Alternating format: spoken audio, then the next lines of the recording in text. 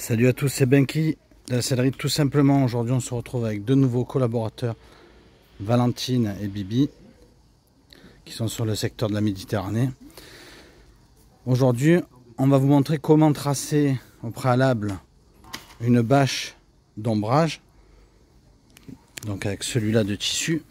Donc on a dû sortir de l'atelier pour pouvoir le faire parce que la bâche est assez grande. Alors le principe c'est qu'on est allé chez le client, on a pris le gabarit. Je vous montrerai sur le Facebook la photo de là où on va le poser avant et après. Vous aurez toutes les photos sur le Facebook. Et pour la partie vidéo, vous allez... Donc je vais vous expliquer ce qu'ils sont en train de faire, c'est-à-dire le traçage. Et pourquoi on le fait à cette échelle-là.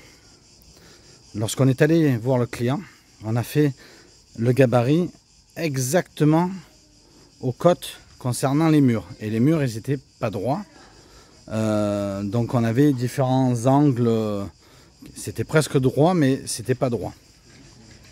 Donc en temps normal certains ils se casseraient pas la tête, ils feraient un truc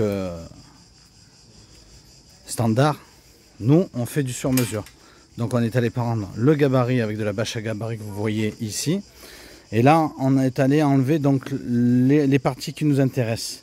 Alors pourquoi on a enlevé de la bâche? C'est parce que quand c'est tendu sur élastique ou sur sangle, il faut avoir un débattement. On ne peut pas l'avoir de près. Du coup on a retiré de la matière. Ça tombe bien puisque ça a permis au client de faire des économies de matière. Et on est arrivé à le faire rentrer sur la largeur donc, de la bâche d'ombrage. À cela on va rajouter 5 cm tout autour. Donc 5 cm de plus tout autour, qui vont nous servir d'ourlet. Je vous invite à regarder d'autres vidéos où je vous apprends à réaliser un ourlet, à concevoir un ourlet. Et sinon, il y aura aussi sur celle-ci, on vous montrera comment on réalise un ourlet avec de la sangle forte à l'intérieur, qui résiste à 1,5 tonne à l'arrachement par point d'attache. Et puis ici, alors vous ne le voyez pas trop parce qu'on a dû couper, en fait on va faire un quart de cercle renforcé avec de la matière, et à l'intérieur il va avoir nos départs de sangles. Donc les sangles bien évidemment on les met dans les points droits, parce que là en fait on a fait une parabole, mais celle-ci n'aura pas la sangle, ça sert strictement à rien. Il y aura un morceau de sangle, mais en fait on va tracer droit ici, ensuite là-bas dans l'angle ici, celui-là sur le côté c'est parfait, de manière en fait à avoir le point de force comme vous le voyez ici. Alors pourquoi ici, pourquoi pas ailleurs? Parce que c'est le point le plus haut, puisque la bâche elle va être inclinée à peu près à 30 ou 40% par rapport aux autres points là-bas, d'une part. D'autre part, c'est là où il y a le vent qui s'engouffre. Donc on a regardé en fait d'où venait le vent, et de mettre le renfort nécessaire où il y aurait le vent. Alors d'autres peut-être réaliseraient d'autres points d'ancrage encore.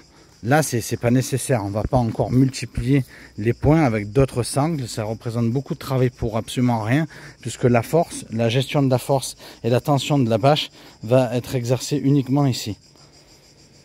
Voilà, je pense avoir fait tout le tour.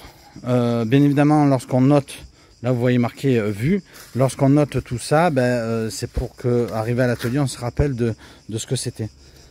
Qu'est-ce que tu fais Là, il n'y a pas besoin de marquer l'ourlet. Là, l'ourlet, il a été déjà réalisé. Il y a juste besoin de couper là-bas. Ouais, c'est tout. Une fois que ça s'est coupé, on n'a plus qu'à le tracer au crayon, parce que là, en plus, c'est du blanc. Et puis après, couper la matière dessus, puisqu'on a intégré en fait l'ourlet à la bâche. Et après, on va passer à la couture de renfort, comme je vous ai dit tout à l'heure. Donc, les morceaux sur les renforts et à la coupe de la sangle. Donc la sangle, bien évidemment, on va venir faire un crochet sur la sangle.